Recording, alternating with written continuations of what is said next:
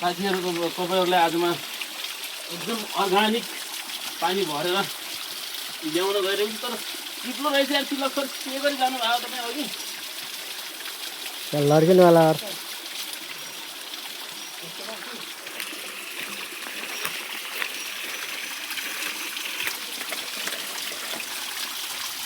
यो चाहिँ हाम्रो अर्गानिक ढाबा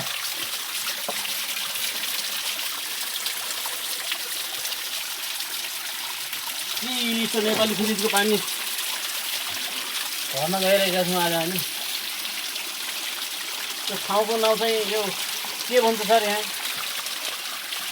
कोटखोला कोटखोला होइन यो बुटदेखि माथि यो